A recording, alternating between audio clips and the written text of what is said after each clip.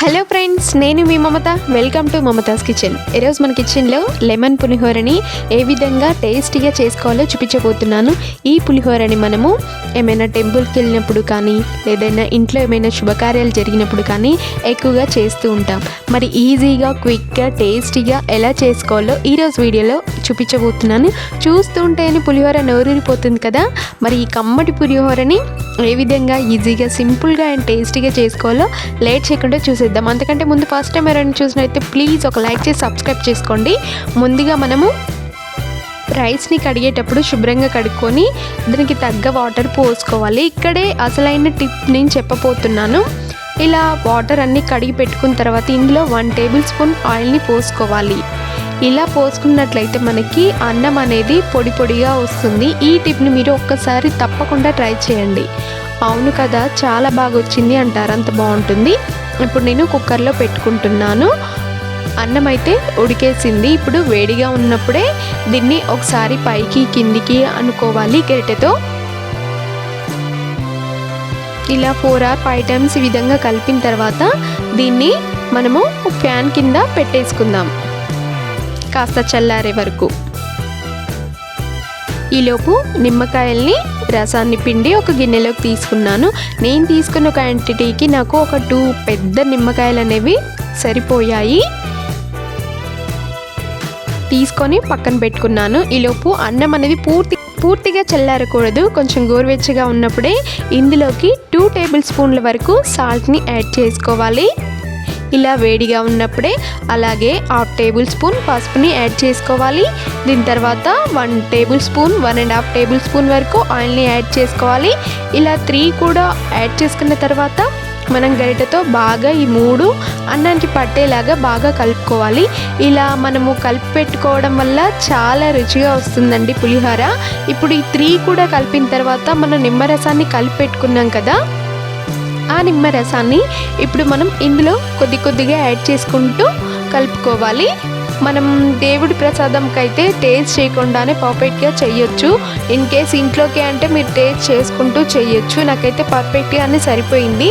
2 lemons అనేవి పెద్ద నిమ్మకాయలు కాబట్టి సరిపోయింది. చిన్నవి అయితే ఒక 3-4 అనేవి పడుతుంది.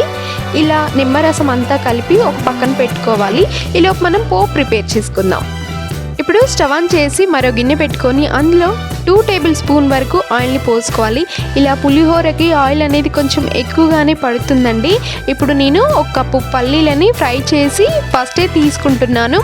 ఎందుకంటే పోపు కొంచెం అటు ఇటు అయినా పల్లీలు ఒకవేళ వేగకపోయినా ఎక్కువ వేగినా కూడా మనకి పులిహోర చక్కగా ఉండదు. సో అందుకోసమే పల్లీలను ఫస్టే వేయించి నేను ఒక బౌల్లోకి తీసుకొని ఒక పక్కన పెట్టుకుంటున్నాను. ఇలా అయితే మనకు నచ్చినట్టు పల్లీలు ఉంటాయి. దీని తర్వాత వేయించి తీసుకున్నాక పచ్చిమిర్చి 4-5 విధంగా సన్నగా తరిమి ఇలా వేయించుకోవాలి. ఇలా వేయించుకున్నాక 1 టేబుల్ స్పూన్ జీలకర్రని యాడ్ చేసుకొని ఒక 2 టేబుల్ స్పూన్ అందులోని ఆవాలు, శనగపప్పు, మినపప్పు అన్నీ వేసుకొని మళ్ళీ 1 టేబుల్ స్పూన్ మినపప్పుని యాడ్ చేసుకొని ఒక 5-6 ఎండుమిర్చిని ఈ విధంగా యాడ్ చేసుకోవాలి. ఇవన్నీ కూడా కొద్దిగా ఫ్రై చేసుకోవాలి. ఇలా ఫ్రై చేసుకున్నాక ఫ్రెష్ కరివేపాకుని శుభ్రంగా కడుక్కొని ఒక 3 రెబ్బల వరకు ఈ విధంగా వేసుకోవాలి. దాని తర్వాత కొద్దిగా ఇంగువని యాడ్ చేసుకోవాలి. ఇలా పులిహోరలో ఇంగువ వేసుకుంటే సూపర్గా ఉంటుంది కదా. ఇలా వేసుకున్నాక చిటికెడే పసుపు వేసుకోవాలి. ఇక్కడ పసుపు వేసుకోకపోయినా పర్వాలేదు, ఎందుకంటే మనం ఆల్రెడీ అన్నంలో కలిపి పెట్టుకున్నాం కదా. ఇంకా కొంచెం సేపు ఈ పచ్చిమిర్చి అనేవి కొంచెం సేపు వేగే వరకు ఉంచుకోవాలి. దాని తర్వాత స్టవ్ ఆఫ్ చేసి మనం కలిపెట్టుకున్న అన్నంలోకి ఈ పోపును అనేది వేసుకోవాలి. ఇలా వేసుకున్నాక దాని తర్వాత మనం వేయించుకున్న పల్లీలు కూడా వేసుకోవాలి. వేసుకొని గరిటెతో బాగా కలుపుకోవాలి, లేదా చేత్తో అయినా కలుపుకుంటే చూసారు కదా, యమ్మీ పులిహోర అనేది పర్ఫెక్ట్గా రెడీ అయిపోయింది. ఈ వీడియో కనుక మీకు నచ్చినట్టయితే ఒక్కసారి లైక్ చేసి మీ ఫ్రెండ్స్కి షేర్ చేయండి. ఈ వీడియో నచ్చుతుందనే అనుకుంటున్నాను. సో ఒక్కసారి ఈ మెథడ్లో ట్రై చేస్తానండి. అండ్ పులిహోర ఎంతమందికి ఇష్టమో ఒకసారి కామెంట్ చేయండి.